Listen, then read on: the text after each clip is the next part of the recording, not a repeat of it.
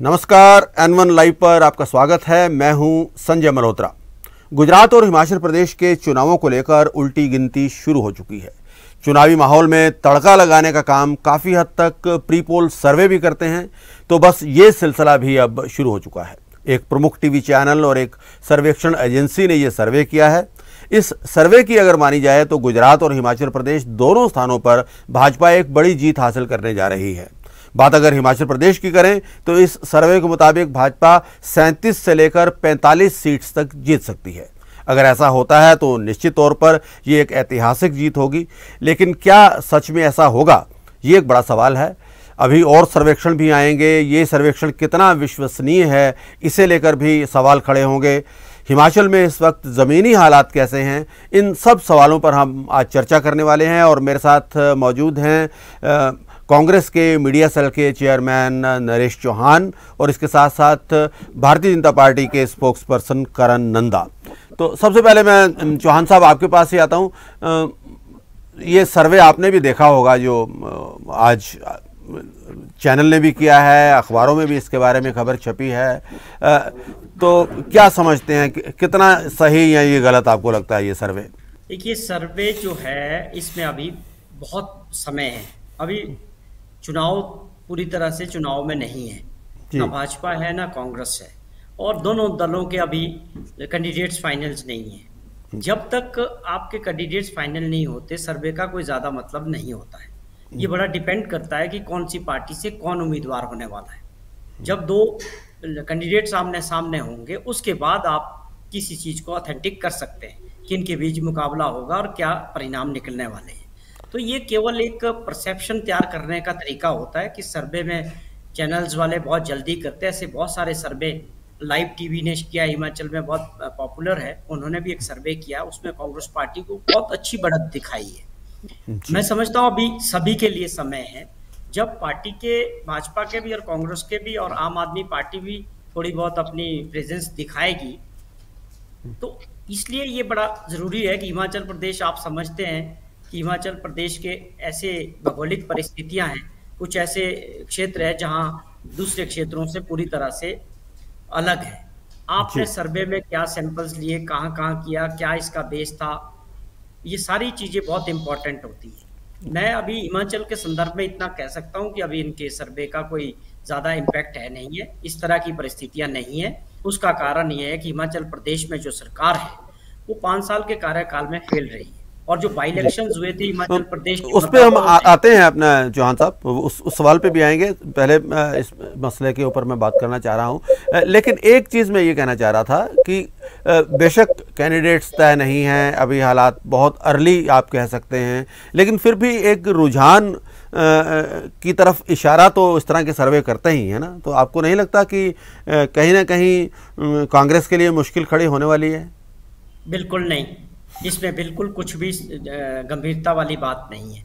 सवाल ये है कि सर्वे क्या चीज़ है। हम लोग पूरे समय से लोगों के बीच होते हैं, हमारे लीडर्स, कार्यकर्ता लोगों के बीच जुड़े हुए हैं, और वो सर्वे से ज़्यादा फीडबैक होता है हमारे पास। हर तरह का फीडबैक, हर क्षेत्र का, हर कंस्टिट्यूएंसी का फीडबैक हमारे कार्यकर्ताओं के थ्रू, नेताओं के थ्रू हम इसको इकट्ठा करते हैं। हमारे भी सर्वे हो रहे हैं, हमारे बहुत सर्वेज हुए हैं। चलो, ये सर्वे अलग चीज़ है, बहुत अच्छे रुझान है, लोग बदलाव चाह रहे हैं हिमाचल प्रदेश में। इसलिए मैं इस सर्वे की जो बात को नकार रहा हूँ कि अभी ये बहुत जल्दी है, और इसका मुझे नहीं लगता कि इस तरह का माहौल हिमाचल प्रदेश में है जैसा सर्वे में दिखाया गया है। क्योंकि हमारे पास प्रॉपर फीडबैक है, हर जगह का, हर कार्यकर्ता का, हर क्षेत्र का, हर वर्ग से बातचीत हो रही है, लोगों के बीच जा रहे हैं।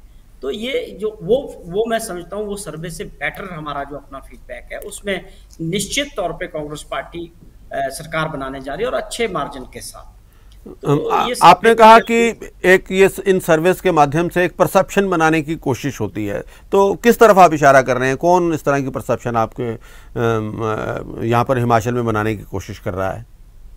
देखिए, वो तो साफ तौर पे दिख रहा है कि आप देखेंगे कि सरकार समझती है।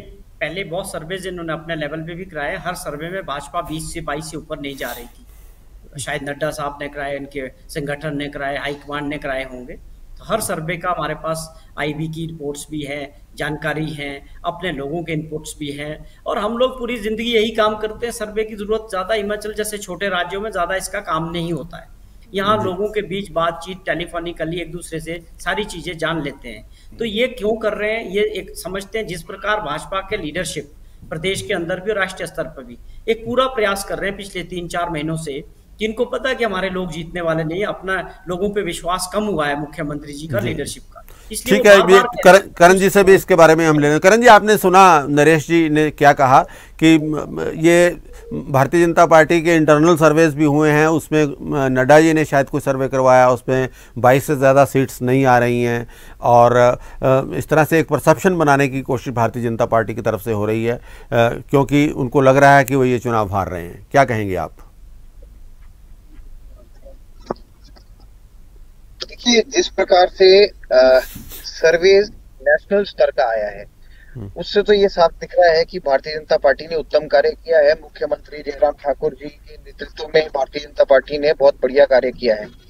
और ये केवल इस मात्र नहीं आ रहा क्योंकि हिमाचल प्रदेश में जो डबल इंजन की सरकार है, उसका भी बहुत बड़ा जो प्रभाव है वो हिमाचल प्रदेश में पड़ा है।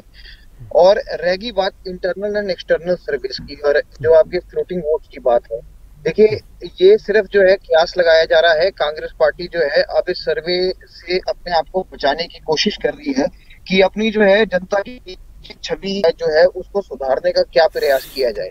ऐसे कोई सी भी सर्वे जो है वो अभी भारतीय जनता पार्टी द्वारा नहीं गए है, और ऐसे कोई सी भी सर्वे जो है वो पब्लिक डोमेन में आए नहीं है।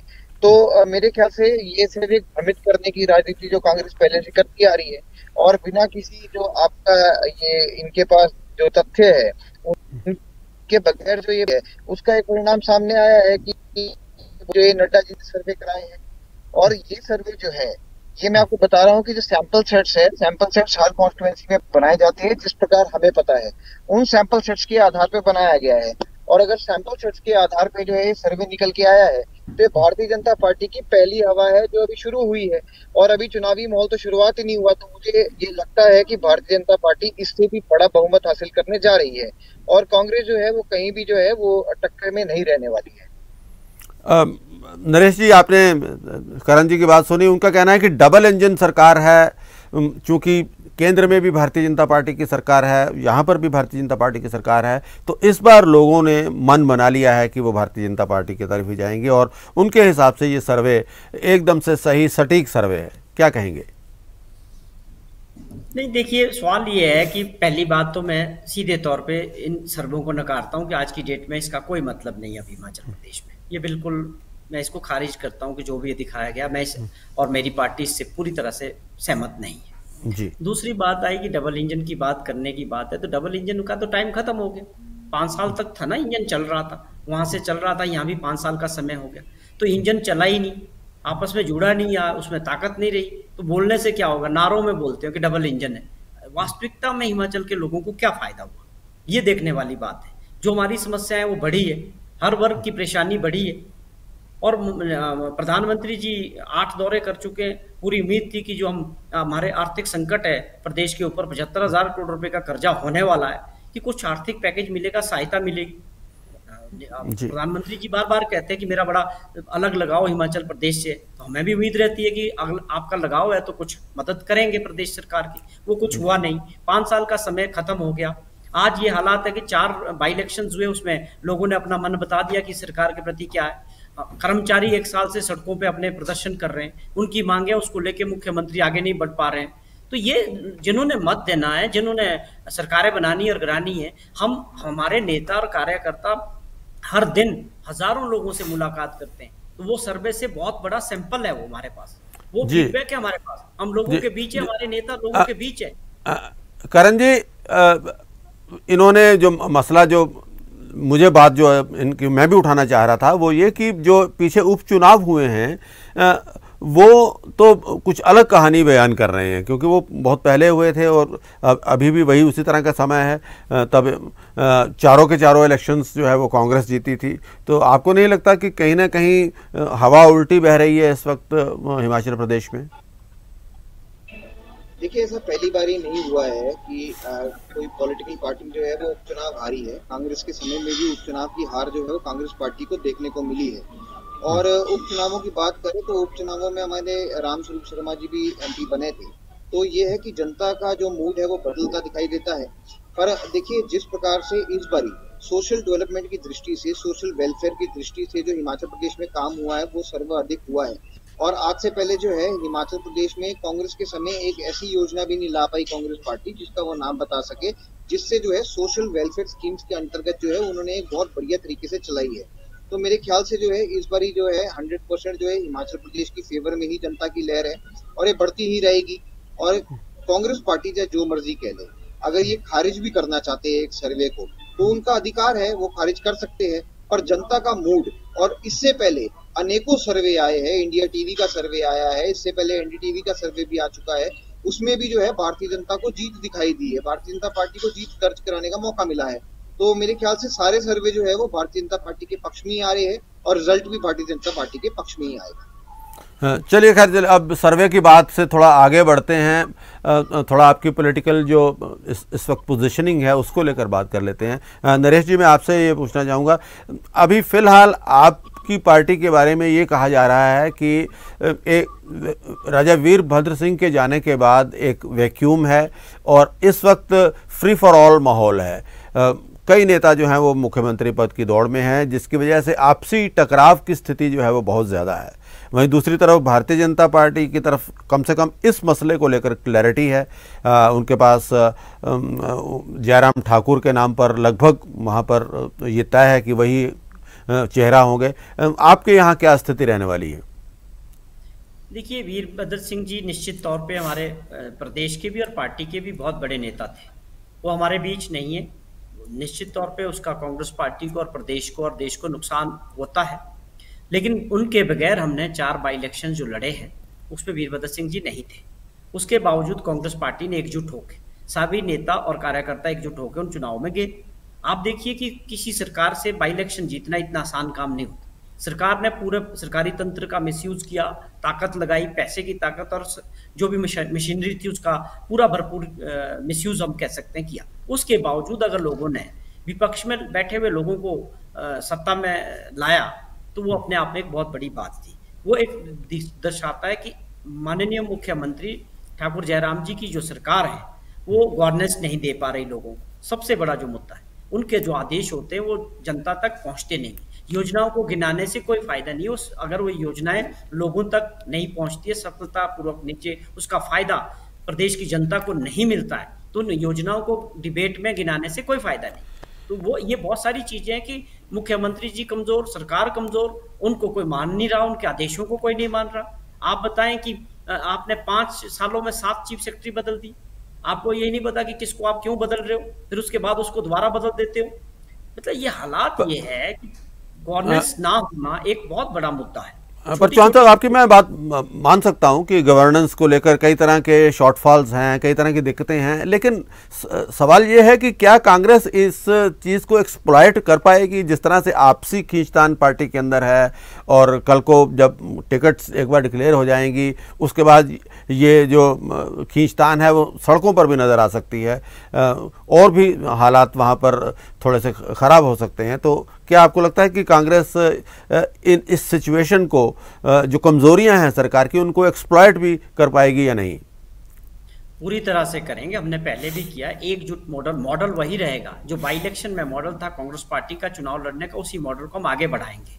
अब रहा सवाल ये कि कोई खींचातानी नहीं है। हर पार्टी में टिकट के दौरान थोड़ा सा हर आदमी, हर प्रत्याशी चाहता है मुझे टिकट मिले, वही दौर चल रहा है। जैसे ये चीज खत्म हो जाएगी, मुझे पूरी उम्मीद है कि 10 तारीख तक कांग्रेस पार्टी की टिकटों के आवंटन होने का पूरा आसार है। उसके बाद सब अपने अपने काम में पूरी ताकत के साथ अपने अपने क्षेत्रों में हर नेताओं के साथ काम करेंगे। और ये तो प्रोपोगंडा है भाजपा का कि कांग्रेस पार्टी में लड़ाई है। यहाँ कोई लड़ाई नहीं है, एक मत है, सब नेता एकजुट होकर काम करेंगे। बाद में मुख्यमंत्री का सवाल आएगा, वो पार्टी हाईकमांड है और जीते हुए एमएलए हैं, उस बात का फैसला हो जाएगा। तो ये हमारे पास नेता हैं हर क्षेत्र में, वो अच्छी बात है। सीनियर लीडर्स है कांग्रेस पार्टी में, होने चाहिए, उसका फायदा मिलेगा कांग्रेस पार्टी को।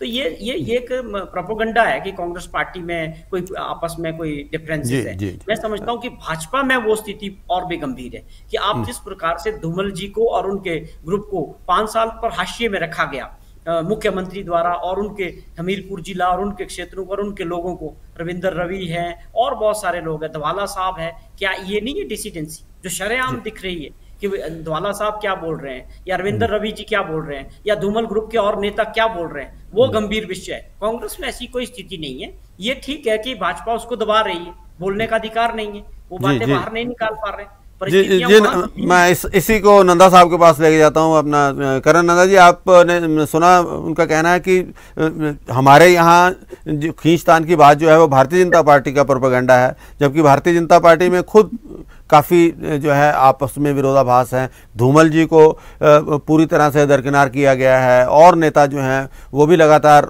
आलाकमान से और आपके स्थानीय नेतृत्व से नाराज़ हैं। तो क्या कहेंगे इस पे?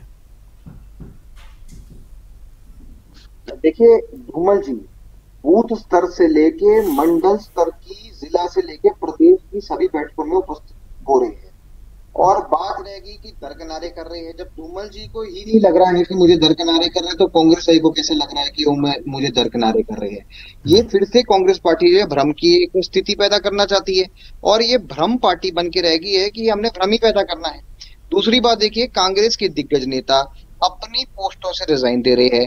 रामलाल ठाकुर जी इनकी संचालन टोली से रिजाइन देते हैं, फिर वो बोलते हैं मैं सिर्फ एक पद और एक उस पे रहना चाहता हूँ। आज की डेट में सिद्धांत क्यों याद आ रहे हैं? क्योंकि वो एक घुटन का माहौल महसूस कर रहे हैं। दूसरे आनंद शर्मा जी एक रिजाइन देते हैं। ये पहली बार हो रहा है कि किसी एक नेशनल पार्टी के अंदर दो नेता जो है आपस में चुनाव लड़ रहे हैं और उसके बाद अपना शक्ति प्रदर्शन कर रहे हैं। तीसरा जो हर्ष महाजन जी है, देखिए इनके वेटरियन लीडर रह चुके हैं, इनके मंत्री रह चुके हैं, इनके वर्किंग प्रेसिडेंट थे, और एक नहीं हम तो दो working president Bharatiya Janata party में लाए हैं। और हर्ष महाजन जी ने तो साफ आके मंच से ही कह दिया कि देखिए दिल्ली में भी माँ बेटा सरकार अपना एक पार्टी को चलाने के आप प्रयास कर रहे हैं, और हिमाचल में भी माँ बेटा एक पार्टी को चलाने का प्रयास कर रहे हैं। और जिस प्रकार उन्होंने बोला कि हिमाचल में, तो शुक्र मनाता हूं कि कांग्रेस से मेरा पल्ला छूटा और मैं भारतीय जनता पार्टी में आया, और उन्होंने एंडोर्स किया कि किस प्रकार से जो है भारतीय जनता पार्टी की नीतियों में, नरेंद्र मोदी जी की नीति से हिमाचल प्रदेश और भारत का नाम जो है वो गौरवान्वित हो रहा है। ये साफ दिखाता है कि आपका जो ये सरकार है ये एक सही डायरेक्शन में जा रही है, और कांग्रेस ऐसी पार्टी है जो डायरेक्शनलेस रूप में काम कर रही है। तो ऐसे अनेकों नेता जो कांग्रेस के हैं वो हर मंडल स्तर पर, जिला स्तर पर अपने आप में बिफरे पड़े हैं, और इनको अपना नेता भी नहीं मिल रहा है कि हर कॉन्स्टिट्यूएंसी में इनको ये लग रहा है कि एक फर्जी लिस्ट ये जारी करते हैं केवल अपने किलाबंदी के, कि और नेता जो है वो पार्टी छोड़ के भारतीय जनता पार्टी में ना चले जाए। कभी इनके कांगड़ा के नेताओं का नाम आता है कि वो भारतीय जनता पार्टी में आना चाहते हैं, कभी इनके हमीरपुर के नेताओं का बात आता है। तो आप बताइए आज की डेट में ये भारतीय जनता पार्टी के अंदर कांग्रेस के नेता क्यों आ रहे हैं? वो सिर्फ इसलिए आ रहे हैं क्योंकि कांग्रेस में जो है वो एक सकारात्मक माहौल नहीं है। यहाँ पे सिर्फ एक वंशवाद की राजनीति चल रही है, एक भाई भतीजावाद की राजनीति चल रही है, जिसके कारण लोग जो है वो त्रस्त हो चुके हैं। बिल्कुल करण जी, ये बहुत आपने मसला काफ़ी अच्छा उठा दिया। इसके ऊपर चौहान साहब निश्चित तौर पर अपनी राय देंगे। चौहान साहब, उनका कहना है कि कांग्रेस को ये देखना चाहिए कि कांग्रेस के नेता बीजेपी की तरफ क्यों आ रहे हैं। खासतौर पर हर्ष महाजन का जो उन्होंने नाम लिया, उस पर मैं ज़रूर आपकी प्रतिक्रिया चाहूँगा कि क्या हर्ष महाजन आखिरकार क्यों है? बाकियों की भी बात है, लेकिन हर्ष महाजन क्यों? वो तो काफ़ी अच्छी पोजीशन पे थे, बड़े नज़दीकी थे राजा वीरभद्र सिंह के पार्टी में, और मुझे लगता है वो इलेक्ट्रल पॉलिटिक्स को, उनको टिकट को लेकर भी उनका कोई लफड़ा नहीं था, झगड़ा नहीं था। तो वो क्यों गए और बाकी क्यों जा रहे हैं? इसके ऊपर आप क्या कहेंगे करण जी जो कह रहे हैं? देखिए, यहाँ दो सवाल है। पहली बात है कि बड़ा अनफॉर्चुनेट है कि लोकतंत्र में ये इस चीज़ को आप खुशी मान रहे हैं कि जी हमारे तरफ, हमारी पार्टी में लोग, हम डिफेक्शन करा रहे हैं, लोगों को तोड़ रहे हैं। ये कोई अच्छी प्रथा नहीं है।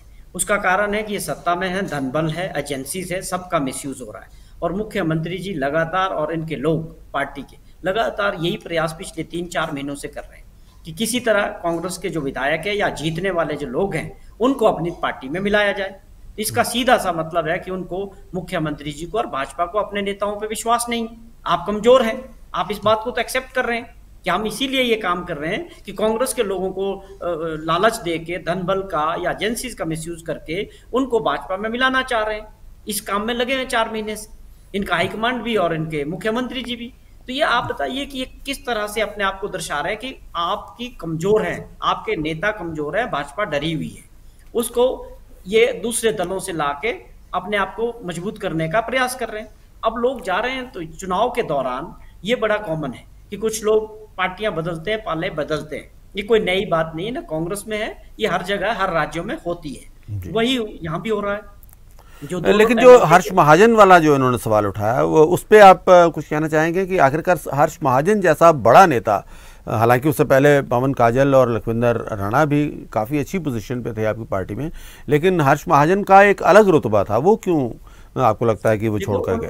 उनका कोई पर्सनल कारण हो सकता है, लेकिन आप जिस तरह बोल रहे हैं कि हर्ष महाजन जी जब तक कांग्रेस पार्टी के साथ रहे, कांग्रेस की पार्टी में भी उनका रुतबा रहा, और सरकारें जब भी बनी, पावर में जब भी कांग्रेस रही, तो वहां वो बड़ी इंपॉर्टेंट जगह में रहे।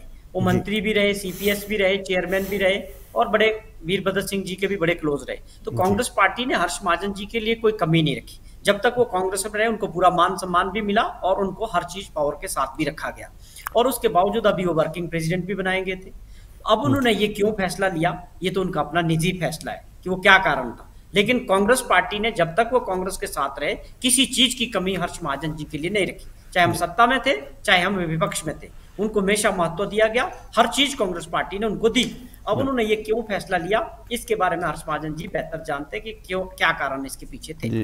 जी बहुत बहुत धन्यवाद आपका नरेश जी। बस मैं इस डिबेट को ख़त्म करूंगा। बस एक जो आपने मसला उठाया, जो एजेंसीज वाला मसला उठाया, उस पर मैं ज़रूर चाहूँगा कि करण नंदा अगर कुछ कहना चाहें।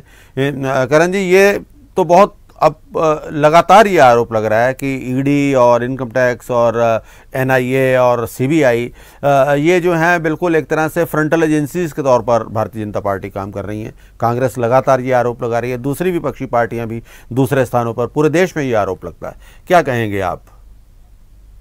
देखिए, ऐसा है, एक तो जिस पार्टी ने देश के अंदर इमरजेंसी लगाई थी, उस पार्टी को तो ये अधिकार है ही नहीं कि वो इस प्रकार के आरोप लगाए। और दूसरी बात, मैं आपको ये बताना चाहूंगा कि देखिए, भ्रष्ट सरकार, आप देखिए जब कांग्रेस सरकार थी उस टाइम कितने घोटाले हुए, कॉमनवेल्थ घोटाला हुआ, कोल घोटाला हुआ, स्पेक्ट्रम घोटाला हुआ, उसके अंदर तो इतने शून्य थे कि वो शून्य गिनते गिनते थक जाते थे। और आज अगर वो लोग पकड़े जा रहे हैं और उनके घोटाले सामने आ रहे हैं, तो आप ये आरोप लगाते कि फ्रंटल एजेंसीज काम कर रही है, तो क्या एक एजेंसी काम करना बंद कर जाए? और मैं आपको ये बताना चाहूंगा कि कितने ऐसे लोग हैं जो इनके द्वारा के उनके ऊपर जो है कार्रवाई चल रही है, जो एक पॉलिटिकल फिगर नहीं है, केवल मात्र पॉलिटिकल फिगर जब के ऊपर अगर कोई एक्शन होता है तो ये एजेंसी फ्रंटल हो जाती है। और अगर ये नॉर्मल एजेंसीज जो है तरीके से किसी आम आदमी को पकड़े तब ये ठीक है। ऐसा तो देखिए, ये दो चेहरे वाला जो व्यवहार है ये तो बिल्कुल गलत है। और यहीं पे मैं आपको बताना चाहूंगा कि देखिए, जिस प्रकार से काम हो रहा है, आपका देश का जो ये सारा जो पैसा पुरानी पार्टियों ने जो है वो दबा के रखा था, और आने वाले समय में भी जिस प्रकार आपने देखा है, आप अदर पार्टीज की भी बात कर रहे हैं, और एक केजरीवाल जी का एक शराब घोटाला सामने आया है, इसमें भी कई आरोपी अभी जो है समय के हिसाब से पकड़े जाएंगे, तब भी क्या ये ईडी को फ्रंटल ऑर्गेनाइजेशन बोलेंगे? तो मेरा मानना ये है कि एक ऑटोनॉमस बॉडी है, उसको ऑटोनॉमस रूप में काम कर देना चाहिए। और रह की बात राजनीति की, राजनीति के लिए एक प्लेटफॉर्म बना है, उस पर राजनीति चल रही है और उस पर हम पूरा का पूरा जवाब भी दे रहे हैं। तो इसमें मेरे ख्याल से ये खारिज करता हूं मैं कि किसी प्रकार की ईडी के जो है या किसी भी प्रकार की एनआईए की एजेंसी है। जी बहुत बहुत आपका धन्यवाद करण नंदा जी और नरेश चौहान जी। ये बहस तो एक बार जब चलती है तो फिर बहुत लंबी चली जाती है, लेकिन हमारे पास समय सीमित है। आपके साथ दोबारा हम फिर मिलते रहेंगे, और इसके साथ ही इस आज के द डायलॉग में हम यहीं विराम लगाते हैं। इसी तरह के एक और प्रोग्राम के साथ, एक और कार्यक्रम का दोबारा आपके साथ जुड़ेंगे। तब तक के लिए इजाज़त दीजिए और आप देखते रहिए N1 लाइव।